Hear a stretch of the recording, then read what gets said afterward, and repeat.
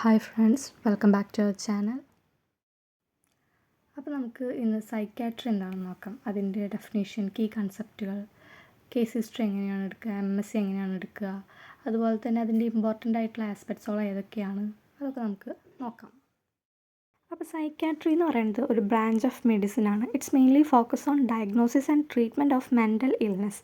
Mental ഇൽനെസ്സുകളുടെ ഡയഗ്നോസിസും ട്രീറ്റ്മെൻറ്റുമാണ് ഇത് മെയിൻലി ഫോക്കസ് ചെയ്യുന്നത്. So as a social worker, mental issues face ചെയ്യുന്ന ഒരുപാട് ക്ലയൻസിനെ നമുക്ക് ട്രീറ്റ് ചെയ്യേണ്ടി വരും. അപ്പോൾ ഇതിൻ്റെ ബേസിക് കൺസെപ്റ്റ് എന്താണെന്ന് അറിഞ്ഞിരിക്കേണ്ടത് നമ്മുടെ ഒരു നീഡും കൂടിയാണ്.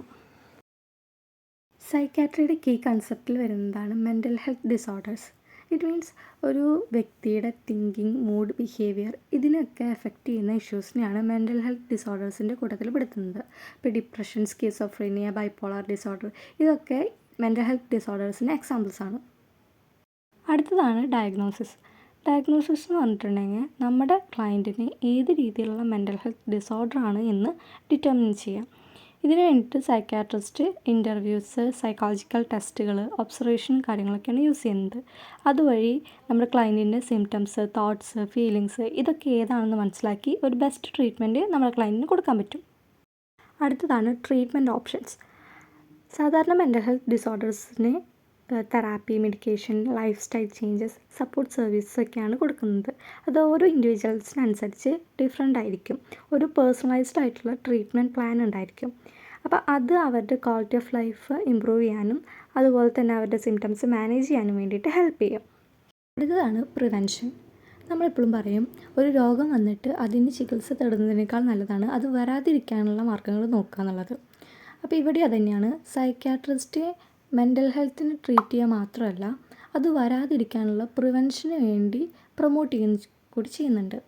ഇപ്പോൾ stress management, healthy life style, അതുപോലെ തന്നെ മെൻ്റൽ വെൽനെസ്സിനെ കാര്യങ്ങളിനൊക്കെ പ്രൊമോട്ട് ചെയ്യുന്നുണ്ട്. ഇനി നമുക്കൊരു മോഡൽ നോക്കാം. നമ്മൾ നേരത്തെ പറഞ്ഞു, mental health disorders mainly focus ചെയ്യുന്നത് ഡയഗ്നോസിസ്, പ്രിവെൻഷൻ ആൻഡ് ട്രീറ്റ്മെൻറ്റ്, ഈ 3 കാര്യങ്ങളെയാണെന്ന്. ഇതിൽ വരുന്നതാണ് ഒരു പേഴ്സൻ്റെ mood, behaviour, cognition, perception and emotions. ഇതിൽ പറയുന്നത് തോട്ടും ഫീലിങ്സും ബിഹേവിയറും ഇത് 3ഉം കണക്റ്റഡ് ആണ്, ട്രയാങ്കുലർലി കണക്റ്റഡ് ആണ്.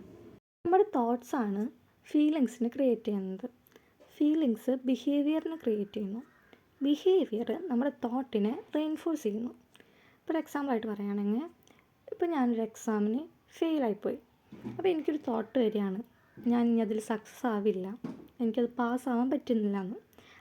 അതുവഴി എനിക്ക് വരുന്നൊരു ഫീലാണ് ഒരു സാഡ്നെസ് അല്ലെങ്കിൽ ഒരു ഹോപ്പ്ലെസ്നെസ്, ഞാൻ വേർത്തല്ല, എന്നെക്കൊണ്ട് ഒന്നിനും പറ്റില്ല എന്നുള്ള രീതിയിലുള്ളൊരു ഫീലിങ്സ് എൻ്റെ ഉള്ളിൽ ക്രിയേറ്റ് ആവുകയാണ്.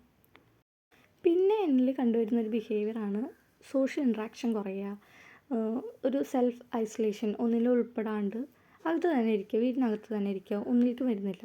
അത് ഞാൻ ആ ഒരു തോട്ടിൽ നിന്ന് എനിക്കുണ്ടായ ഒരു ബിഹേവിയറാണ്.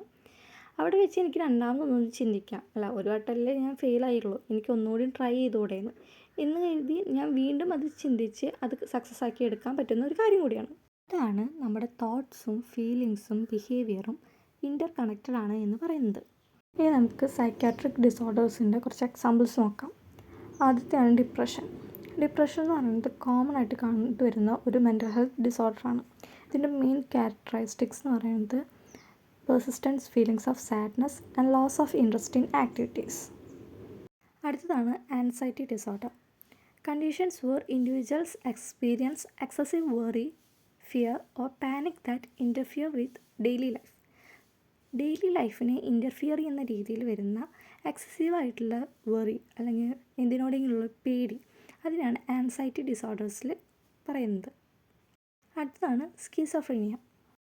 A severe mental disorder that can affect a person's ability to think, feel and behave clearly. Schizophrenia എന്ന് പറയുന്നത് ഒരു സിവിയർ ആയിട്ടുള്ള മെൻ്റൽ ഹെൽത്ത് ഡിസോർഡറാണ്. It can affect a person's ability to think, feel and behave clearly. Next one, bipolar disorder. A mood disorder characterised by cycle of extreme high and low. ഒന്നല്ലെങ്കിൽ manic സ്റ്റേജും അല്ലെങ്കിൽ depressive stage, അങ്ങനെ 2 സ്റ്റേജാണ് bipolar ഡിസോർഡറിലുള്ളത്. അപ്പോൾ സൈക്യാട്രിയിൽ ബേസിക്കായിട്ട് ഇതൊക്കെയാണ് വരുന്നത്. ബാക്കി അടുത്ത ക്ലാസ്സിലെടുക്കാം. Thank you.